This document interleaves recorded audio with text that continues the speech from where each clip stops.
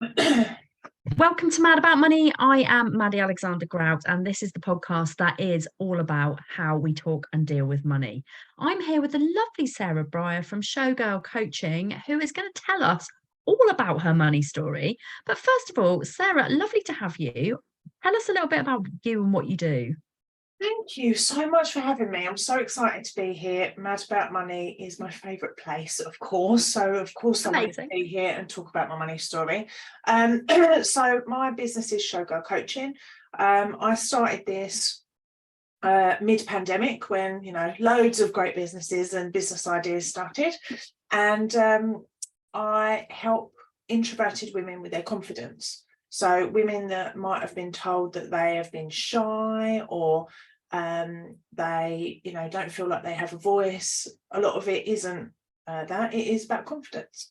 So so I make it my life's work to try and help women who feel like they don't have a voice. I love that because there are so many people. I mean, I have to say confidence is something that I don't struggle with. No. I'm quite out there. I have my days, though. I do have my days where I think, oh God, I can't do this. So I think what you do is so important and really needed. You've got your own podcast as well, haven't you? I do. I did. I kind of resonate with your ADHD-ness. So because I'm a bit of a butterfly, so I like to go and try something and know that I can do it, and then I'm like, nah, bored now, and then I'll just wander off. So I think I managed like 24 episodes. I think they were brilliant, mainly because of the guests. You were one of them, of course. I was. They were brilliant because the guests were brilliant. They had really great stories. But then it was just kind of like, oh, I've done that now. So I could go. I loved it. I thought it was a really good podcast. I think you should resurrect it. Yeah, it was good. I think maybe I just need like a whole new.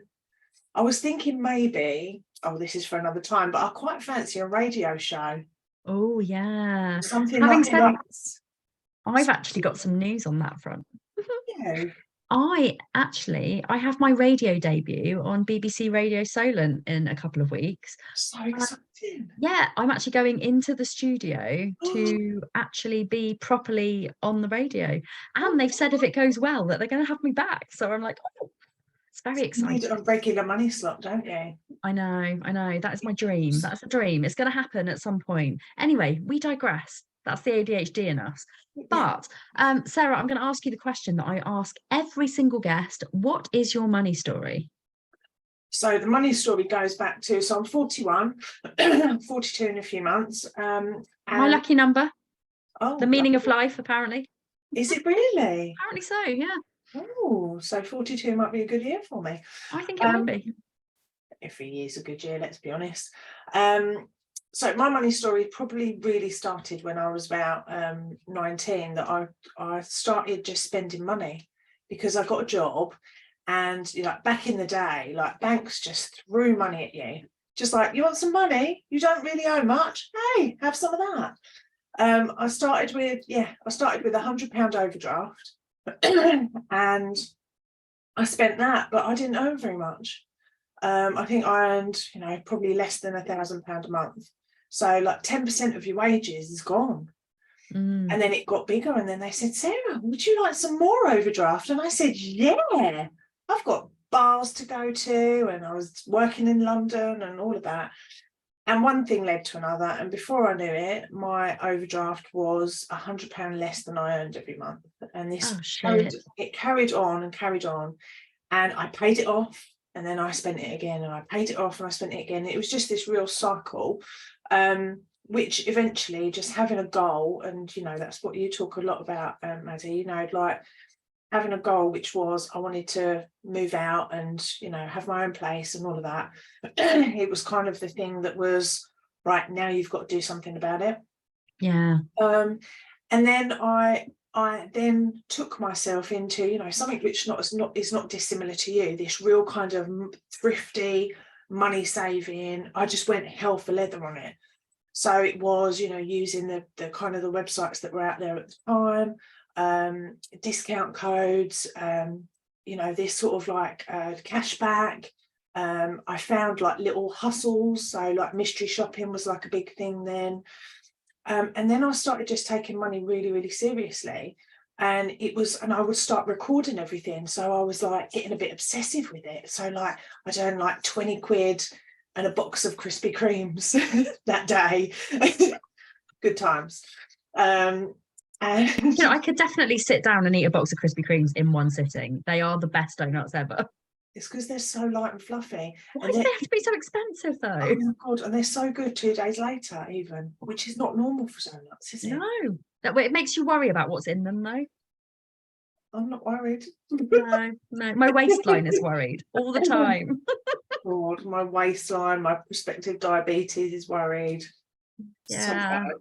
But they're very expensive, so that's why we can't afford them anymore. So so I would just start recording everything, and I started paying things off, and just like listening to people, people that were around then, like you, Maddy, that you kind of like just had this sort of real sense of what it was like to, because it was around sort of like 2008 when I'd lost my job, and I was like really like hustling around for this, 5-10 quid here, doing all the mystery shopping, getting free lunches and all of that stuff, and then things were just great. We just carry on in our life, and then probably the most recent thing that's happened, we're just fine, we just, you save up a little bit, you spend a bit too much, normal family stuff. And then just recently, my husband got diagnosed with leukemia. He drives freight trains, so he's got, a good wage. It allowed me to kind of quit my proper corporate full-time job and, go and follow my dream. Follow your dream, Sarah, it will be fun. But then, he's on sick pay, but we relied a lot on the overtime that he did and all of this sick pay is just fucking awful, isn't it? Well, he's really lucky because he's got sick pay for the next few months. Like it's really great, but he relied on the overtime because he could get it every month to pay for the lovely car that he's got, and the extra kind of things that he's like, it's okay, I'll just do a rest day, it'll be fine, I can cover that. And it was the first thing that when he was taken into the hospital, they told him leukemia, cancer, loads of scientific words, and then the first thing he said was, oh my God, I'm not going to be able to do the overtime. And it was his first thought, I'm not going to be able to cover our bills. Luckily, I'd met an insurance broker at a business event 3 or 4 months earlier. Wow. In November. And I just had when you just think, I must get this stuff sorted out. We weren't insured for much at all. I put my head in the sand about it, Maddy, if I'm honest. And I think like most people do, you think, oh, I'm 35, 39, 40. Wow, I'll live till I'm a billion. It's another expense that you're like, oh, can I really afford it? And then it was just a case of, I need to get this sorted out now, a few people had got ill, or, when I'd spoken to this lady, she was like, 1 in 2 people get cancer. Is it really that high? Apparently so. But the thing is, I suppose it's not necessarily the one that will kill you. It's, it is just you get something and then they cure it. Cancer. Well, I had cervical cancer in 2012, so I'm hoping that maybe that's my done. Fingers crossed, touch wood. So that might be, you're 1 in 2 in your family, and that is a really scary stat though, isn't it? It is. And after I'd spoken to her, she terrified me in a really lovely way because she was so kind. But she'd given me the, stop burying your head in the sand, you've got a child, what's going to happen if this happens? So I had a really good conversation with her afterwards, and we went through kind of everything. I laid everything out and didn't want to hear any of it. She was asking me questions like, well, what happens if you get ill? And I reflected on it for a little while, because I was like, well, I'm not the breadwinner in this family at the moment. And then I thought, but but then what if my husband's got to take time off to look after me? Or, Mm, like if I can't do the childcare, actually women's role is so massive yeah. in, doing the house stuff, the kids stuff, all the other things that we keep moving that sometimes our partners really don't see. They call it hidden work, don't they? Mm. But all of this stuff that we keep moving, the washing and the ironing and the changing the beds and, and all of this I kind don't do any of that crap. I mean, look, this is my really, really unmade bed behind me. Terrible. You're amazing. But you know what I mean, like all of those things, all of the childcare and all of that stuff, we have to keep things moving, and actually Yeah. if you go down, sometimes it's a bigger problem. I mean, my husband said to me, do you know what, I'm really glad it was me and not you. And I, without being awful to him, I thought to myself, it's a bloody good job, because I don't think you could handle it. Oh, bless him. Yeah. No, no, I know. Yeah, I know what you mean, though. Mm. Like you get to sit in a bed for a couple of weeks and people run around after you and all the rest of it, but there's all the other kind of stuff that's sort of on your shoulders. Anyway, I digress. So anyway, I'd bought critical illness insurance and new life cover and all the rest of it, unbeknownst to us that 4 months later, they potentially be paying out on it. I mean, what are the chances? I mean, I had a similar experience, and I think I told you about this before. When I moved into my new flat, I I got approached by somebody and they were like, "Oh, have you got contents insurance?" And I'd never had contents insurance in my life. But because of the fact that I had an awful lot of very expensive designer clothes, and I just bought a new sofa and I bought a new TV and a new laptop, I was like, oh God, yeah, I suppose I should probably insure it if worst comes to worst. And it was like literally 6 weeks later that some students had a barbecue on the roof terrace in the flat above me, Mm. and their house caught fire, and the whole roof of our entire building just completely went. We were on the news and everything. Luckily, I'd had my eyelashes done the day before, so I looked quite nice, because it was like 7 o'clock in the morning and I was in my dressing gown looking really haggard. I was really hungover as well. Yeah, my flat was directly under the flat that caught fire. So although my house didn't burn down, and I kind of say it did burn down because it's easier than explaining this whole story, my flat got absolutely ruined by water damage. So the amount of water that it took to put the fire out, it was basically like, that kind of like asbestos, not asbestos, I don't know, like the cladding thing, the whole Grenfell Towers thing, where roofs are made of shit, basically. The whole thing went up, and it just kept catching and kept catching. So they had to put hoses through windows to kind of like get the flames, and it all leaked down through my light fitting, through the cracks in the walls, like half of my ceiling fell in. And there was like this much water in the, like, when I went in to get my stuff, because I really thought at that time, I was like, oh, it will be fine. My flat didn't burn down. There was this much water I had to wade through. All of my shoes, my clothes, everything had mold. Like already it got moldy within like a week, because they wouldn't let us all in because it was dangerous. Everything had gone all moldy. Like there was a puddle that was like this deep in the middle of my brand new double bed. And it was just, everything was ruined. And I'd left my phone in there. Like, I mean, I basically grabbed my wallet when I don't know why I grabbed my wallet. I mean, I was half drunk still, but I remember seeing the flames outside my window, and it was really scary. And just someone banging on the door. I mean, it's a bloody good job that my boyfriend was there with me, because if he wasn't, I was so drunk I probably wouldn't have woken up. Yeah, terrifying. And actually, my friend who lived in the flat, a couple of like a floor up from me, he actually didn't wake up. He was asleep on his sofa though, and the fire brigade woke him up by squirting him with the hose. But yeah, we were all absolutely like, we lost everything. And I had bought contents insurance about 6 weeks before, and they paid me out 15 grand. And the remainder, I mean, you can't write this stuff. And, when I did a TikTok on it, people were like, insurance fraud, la, la, la.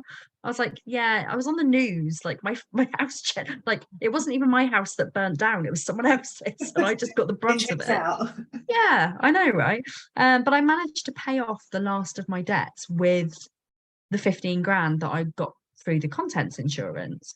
And I had basically, I think I had like £1,000 left of my debt, which I left, and I took £1,000 to rebuild my life. And £1,000 was most definitely not enough to buy a new sofa, a new bed, and all these things. So I went to the British Heart Foundation, got everything on the cheap, bought all my clothes again from charity shops, and I started again with the mindset that I lost everything and material possessions were not nearly as useful as my life. So I would recommend insurance to everybody, like whether it's contents or critical illness or, I mean, I'm actually working with a company at the moment, Cover My Bubble, and they do stuff like bump cover and critical illness for children. You don't think about the fact that your children might get ill. And Yeah. that's scary, isn't it? You think, God, The because you lady have to take time off work to look after a child because they can't do it themselves. I mean, I've just had 2 weeks off with chicken pox, and that was bad enough. If you think about a long-term illness, what you'd lose, scary. the lady was telling me that she said, like, for like something like 10 quid a month or something, she was like, those expensive things that kids need to raise money to go to America for. She was like, Yeah. you can get this thing that costs you £10 a month and they would pay for it. And it's so unknown, isn't it? Like, to insure your children. I mean, it feels wrong, but I remember, like, watching bloody This Morning and being in tears when they've got these children that have got to go to the States to have these operations and all the rest of it. And it's like, if you really knew the products out there and how inexpensive they are, in comparison to the rest of the crap that we spend our money on. Yeah. Wouldn't we do that? For the price of a couple of blooming coffees from Costa or whatever. I know that I would much rather be safe in the knowledge that I was protecting myself and my family. And also as well, being self-employed, you don't get guaranteed money, you don't get sick pay, you don't get holiday. So really, as a self-employed person, it's really critical for you to have it. I've got hiccups. Yeah. It always happens when I do podcasts. Get too excited. I do. But yeah, I would, for anybody who's got, even if you, the lady that did my insurance, she mainly covers, we just met by chance, I think, really, it was one of those serendipitous moments, but she mainly covers, or she helps people who are amateur sports people, so your Sunday league, but they've got a job, like they're a self-employed person, because her thing is, well, what if you break your leg on the pitch? Then what? Who's going to feed your family? So absolutely. And it's even like, you think of things like that and you think, God, like, it could happen. Of course it could, couldn't it? It really can. It's so easy for something to go wrong. Especially, and also people don't think about age. So, what you were saying before about, you're 35 and you're invincible and you think you're going to live forever.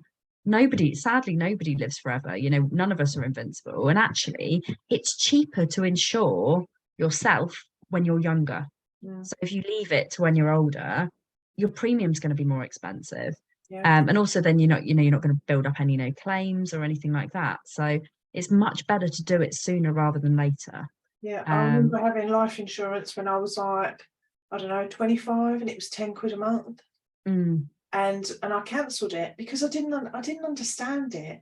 I thought it was just this insurance for this thing that I didn't really have anymore. But I could have, if I'd have spoken to them, I could have taken it away. But I didn't understand that. Yeah. So a lot of people, there are a lot of people who will cover you, and also you can get things like legal cover as well if within your policy, legal cover, mental health cover, stuff like that. So that's really useful. I know that Cover My Bubble do an awful lot of things to do with families. Critical illness, you can get 70 different childhood illnesses covered, and if they have to pay out, you can get up to £100,000 to cover you for if you're off work. And I think that's just, for the sake of 30 quid a month, it's just a no-brainer. I think you can carve that from somewhere else easily. Stop a takeaway, get yourself covered. That's Yeah. my And like advice. when you talk to an insurance broker, the advice that the lady gave me was, at least if you can afford a little bit, just get a little bit. Yeah, Just whatever you can afford, we'll put that into whatever we can. You don't have to spend, if you want to spend hundreds of pounds a month to cover yourself for £1 million or whatever, then you can do that. But if you've only just got cover yourself for your mortgage. Cover that, yourself for your mortgage so you know your mortgage is sorted. And while we're on that, make sure that you're insured for, death insurance. What's it called? What's it called? Death life, insurance. It's not called death insurance, Maddie. Stupid woman. What's it called? is it life insurance? That's the chap. Yeah, Yeah. the one that kind of pays off your Yes, the pays one off that pays off your mortgage if you die. Because the last thing you want to do is leave your kids or your husband, or Also, I insure my husband because I know he's not going to do it, so that if he dies, I get the yeah, mortgage covered. so It's got to be done, hasn't it? Really. But anyway, morbid subject. How is your husband now? he's doing well. So like what you were saying about the scary cancer thing, he's got a type of leukemia that is actually no one's really that worried about. They're like, Okay. oh, so you've got this thing, take these tablets. The tablets is Oh, chemotherapy. Who knew? Um, oh, yeah, it's chronic myeloid leukemia. is he Uh, feeling all right? yeah, he's feeling fine. He's getting bang on my nerves. So yes, he is fine. Send him back to work. Yeah, he's got a few side effects from the medication. He's tired and all the rest of it, but generally, generally he's fine. Which That's was so good. lucky. They've done loads of research and all of that. So if this medication didn't work, there's 4 or 5 other kinds, and so grateful to, like, I know people complain about our NHS, but my God, when you need them, are they there? I mean, could you imagine having all of this stuff and having to get your insurance to pay for it? Could you imagine that? I mean, and what happens if you hear all these stories about people in America who, you know, have a baby and it costs them millions of pounds. And you think, Jesus Christ, we are really lucky. So, so lucky. Yeah, I think it's, One of the blood tests that he will have, he's had 3 of, are £2,000 a pop. mm, And God knows how many thousands his medication is. yeah, And all of that, even, kind of like, you don't know what happens behind the scenes. His blood test, no, this isn't a money story, but it's interesting, isn't it? yeah. His blood test, he had it at 11:15 Valentine's Day, and by 5:30 his doctor was calling me because they couldn't get hold of him to get him to go to A&E. Wow. So, like, So his how blood, did you find out then? Was he just not feeling very well? he was a bit run down. So he was just, but it was like, the beginning of February. He'd done 6 night shifts. Previous to that, he'd had a day off and done 6 night shifts. So he was feeling a bit tired and all the rest of it. But he had little gland lumps, and he had one in his Mm, neck, which he was just like, oh, it's just a thing, it'll be all right. But then his armpit swelled up. And mm. then he tried to sort of say, oh, well, it'll probably go down. And I was like, can you just go to the doctor, for the love of God? Oh God, thank God. Thank God for you, to be fair. I know, right? Lucky him.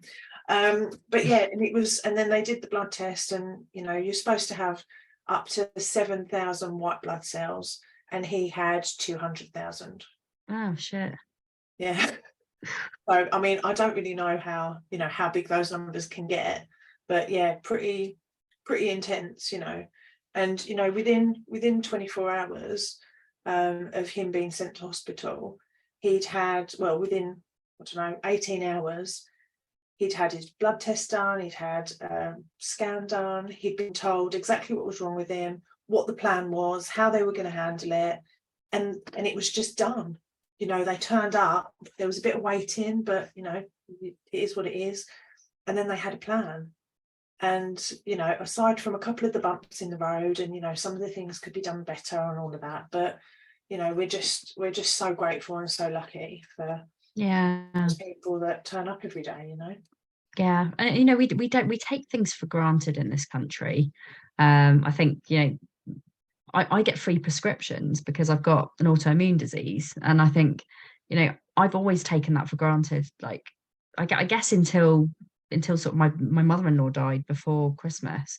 And the NHS were amazing, and they did so much for her, and she was in hospital for a week, and it got me thinking, like, about how grateful I am for the stuff that I get, because not everybody gets that, and it's very important to go and check yourself out if you feel like you're not right, because I didn't feel right, and I thought it was menopause. It turns out it was also that. Why not just throw that in there at the same Chuck time? those bad boys at me. I mean, I've got my autoimmune disease, perimenopausal, ADHD, basically a fuck up. Fuck up internally. That's what I Well, like. look, it makes you who you are, doesn't it? And you're really Yeah, it makes me for who the I am, rest but it of doesn't. Do us. you know, this is my LinkedIn post for tomorrow. Like, weirdly, I wrote it earlier, and I talked about how, somebody put something on Facebook earlier. Like, what would you say? What 3 words would you say to your younger self? And I thought about it, and I thought, oh, save some money. And I thought about it. No, that wouldn't have made really a massive difference in my life. You've got ADHD. Now, if I'd have known at the age of 18 that I had ADHD, that would have made a difference in my life, because I wouldn't have had a spending addiction. I wouldn't have gone off the rails. I wouldn't have got myself into £40,000 worth of debt. I wouldn't have had a business that, I pushed for way too long. And then it went under. There are loads and loads of things that having ADHD awareness has stopped me from doing. And it's also given me the confidence to bounce back, because you think about, these things, and if I was just somebody who didn't know that I had ADHD, and I failed business, I probably would have thought that, the grief that I felt from that business failing was normal. I mean, it really did really hit me hard.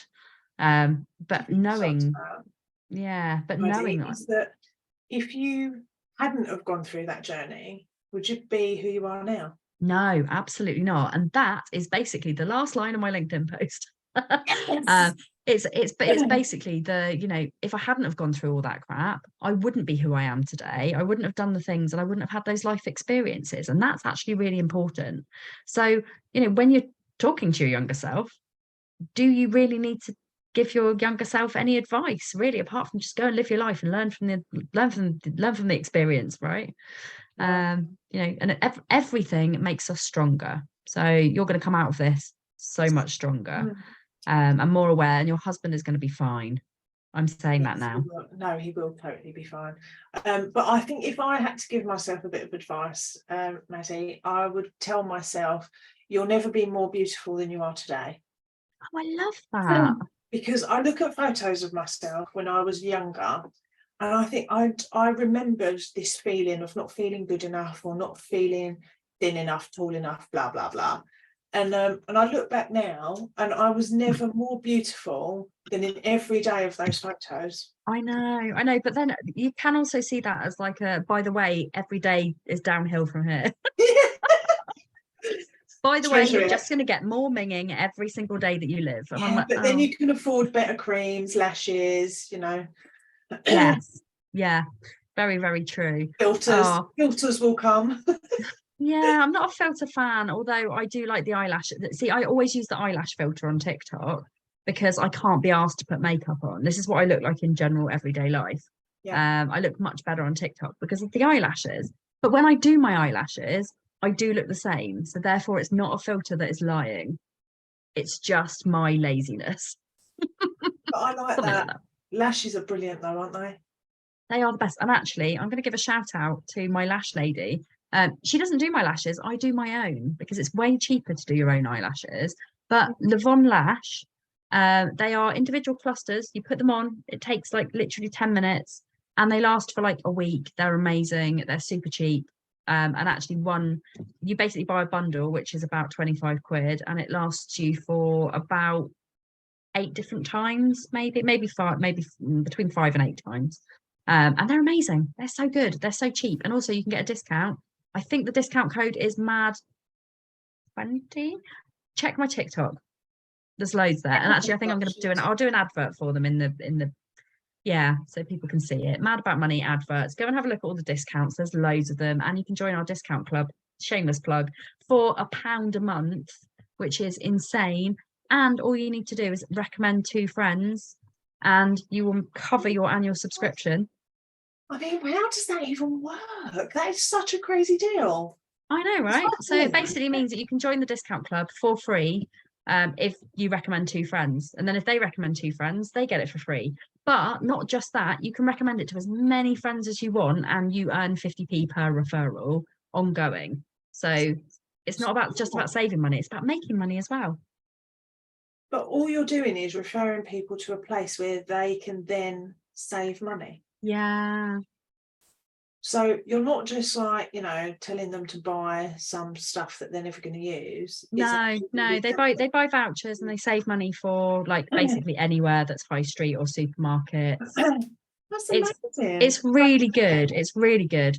And the only reason I have to charge for it is because I have to pay for it. So that's but it just means that people get, they get a really, really great deal. They recommend friends, everybody wins.